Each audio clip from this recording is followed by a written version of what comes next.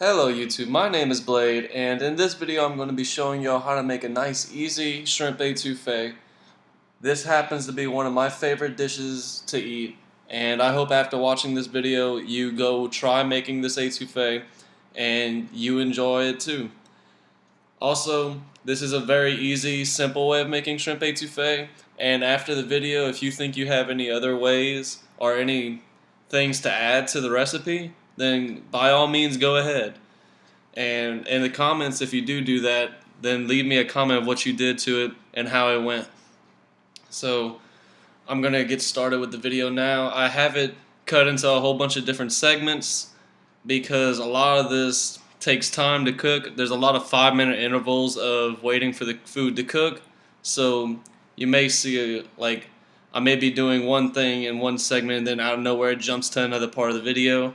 That's just so that y'all don't have to wait while food's cooking, because sometimes it can take a little while. And I hope that you can just bear with me and enjoy the video.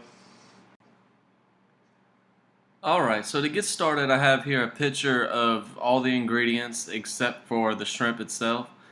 I have the shrimp defrosting right now, and basically I am making 2 servings of this.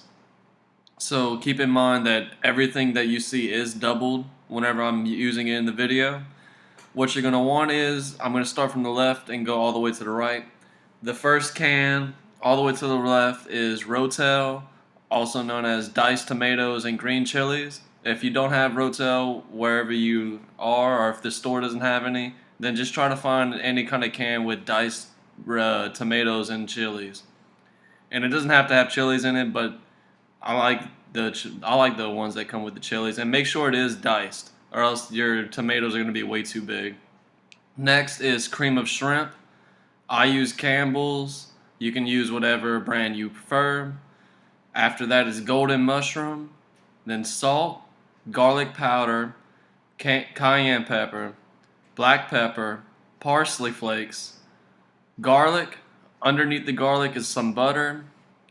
That bag right there is vegetable seasoned blending, which is basically chopped onions, red bell pepper, green bell pepper, orange bell pepper, and it has some of its own parsley flakes in it, but I prefer to use the other ones.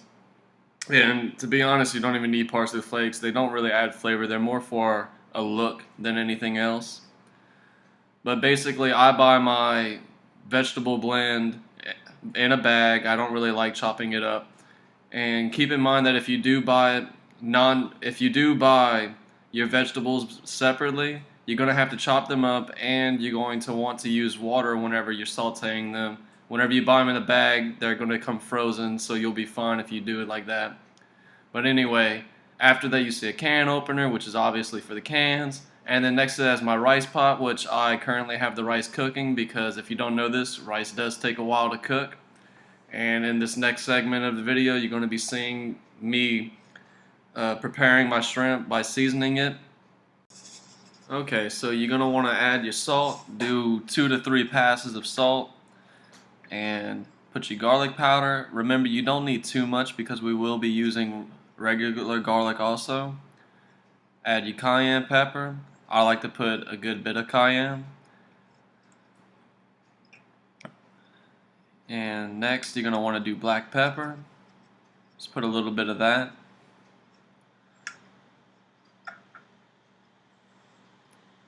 And then what you want to do is you want to mix it up nice and well. Make sure all the shrimp are nice and evenly seasoned, and basically you'll be good. Just let that sit while you're cooking the rest of the food. Alright, so what you're going to want to do is start off by turning your stove up high, and you're going to just want to let the butter melt in the pot. Just put 2 tablespoons of butter. I mean, if you really want to, you can go with a little bit less if you're a health freak, but just put 2 tablespoons of butter. It's not going to kill you. And you kind of just want to let that sit there. I didn't let the pot get really too hot, which is why it's taking just a little longer than it should. I actually turn up the heat all the way up.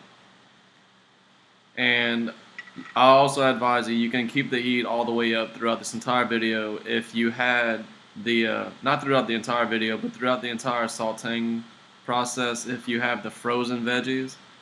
But like I said, if you didn't buy a frozen seasoning bag of veggies, then you're gonna have to go ahead and use water with whatever veggies you chopped up. And basically just pour your veggies in once the butter's nice and melted.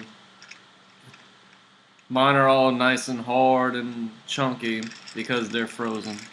And basically if you have frozen ones, obviously the water is going to defrost off of it, and you can use that water as a substitute to water you would have had to add if you would have just chopped your own veggies.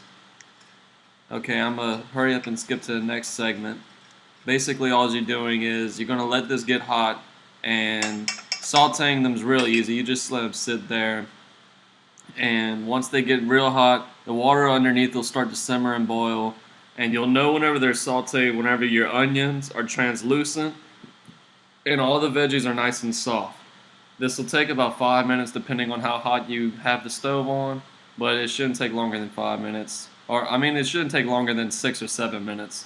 5 minutes is a pretty good time though. Okay, I'll see you on the next segment. Okay, so it took me roughly 5 minutes to finish sauteing my veggies. And basically now what you want to do is you're going to add garlic to the mix. Just do 2 tablespoons of garlic. That'll be fine. And kind of spread it around after you put it in there.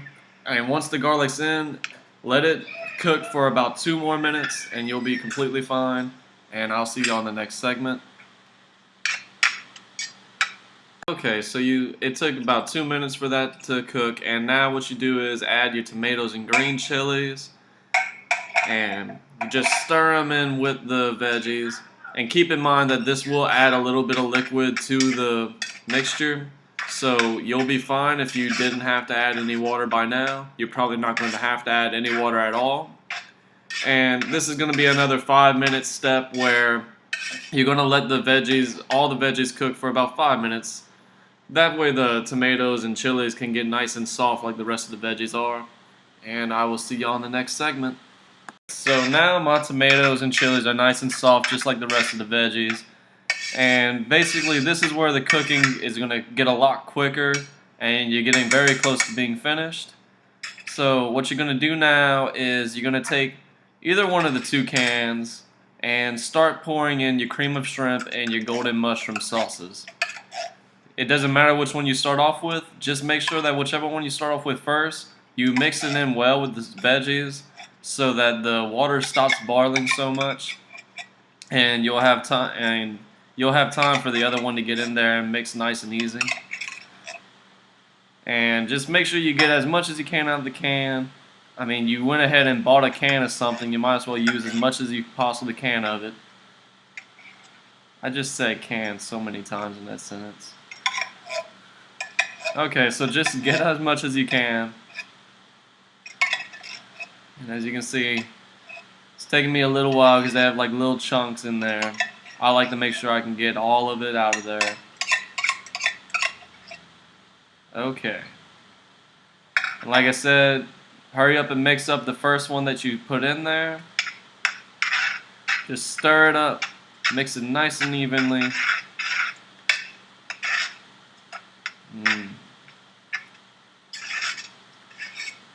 I really do enjoy making shrimp etouffee. I love how it looks whenever you're cooking it. Okay, so now it's nice and evenly spread out. And just take the next can and start adding it in there. And just to let you know, this process of cooking it, you're going to want to turn the heat down to around medium so that it cooks a little bit slower. And once again, this is another 5-minute process. I know a lot of the times I'm saying just go ahead with 5 minutes. I find that is a very good general time limit to go whenever cooking. So whenever you have the sauces in there mixed nice and evenly, go ahead, let it cook for 5 minutes on medium, and make sure that you're constantly stirring, not constantly, but stirring very often whenever you put the sauces in. And make sure that you're scraping the bottom so that it doesn't burn the pot. That's one of the things that I really hate doing is whenever you burn a pot, because somebody's going to wash it and it's usually the person that cooked it whenever you're at your house. And I personally hate watching burnt pots. So just make sure you're stirring nice and often, and that you're scraping the bottom up so that nothing gets burned and stuck on, and you're basically gonna have all your food nice and well cooked. Alright, just stir it in all, mix it nice and well. It's gonna make a nice orange-brown color to it. And I know in the video you can't see the color as well as you can in real life. Like, it's gonna make a nice orangish brown color whenever it's all nice and mixed. And basically, I'm gonna let this heat up and see you on the next segment. Alright, so now the sauce is all nice and cooked, and as you can see, I'm scraping the bottom as I'm stirring, and just making sure that nothing gets burnt to the bottom. It's been about 5 minutes that I let it cook. And I did let it simmer, so remember to do that, but you don't want it to burn. So remember to stir often, but also let it simmer. As you can see, it's bubbling up now that I stopped. And now you add your shrimp. And once you add your shrimp, that's when the seasoning is going to go with it too. And looks like I forgot about one of them. I like to get all the shrimp I can. Alright, now you're going to want to stir them around. And since the shrimp are nice and cold, it's going to make the sauce stop to simmer and boil a little bit, and it's going to cook nice and easily now. And basically, just because I've been telling you to do it, I'm going to tell you to do it again. Let this cook for about 5 minutes. There'll be plenty enough time for the shrimp to get cooked, and enough time for the seasoning to marinate in the sauce and blend in with everything. So once again, I'll see you in the next segment. Alright, so now the shrimp's cooked, everything's nice and well seasoned, and as I was doing before, I'm scraping when I stir, just to continue to make sure nothing ends up burning. And now that you're at the end, this is when you add parsley flakes. You do this because parsley is more of a decorative thing, and it usually gets black whenever you cook with it in the beginning, and that's why you add it near the end so it doesn't turn black. It'll keep like a dark green color with it. And once again, if you don't even have to do this step if you really don't want to. Like I said, parsley is more for decoration. Makes your food look nice and cool. Just basically make sure, if you do it, make sure you add it, you mix it well in there, because a big glob of it won't look cool. That's for sure. And now what you do is, your rice should be done by now. So you're going to take your pot, take it off of the burner, put it somewhere where it can start to cool off. Turn your stove off, don't forget to do that. Take a nice helping of rice and just serve your etouffee over your rice. You can see all that shrimp and all those veggies that are mixed in the sauce. It makes a nice hearty meal, and it tastes great too, in my opinion. And there you have it. You can see that nice steam coming off it, and I'll see you for the ending. Alright, so that's how you make the easy shrimp etouffee. And I hope y'all enjoyed the video, and I hope you actually do go out and try to make this yourself. As I said in the beginning, this isn't a very easy etouffee to make, and since it's so easy, it's also easy to add on any kind of changes or improvements.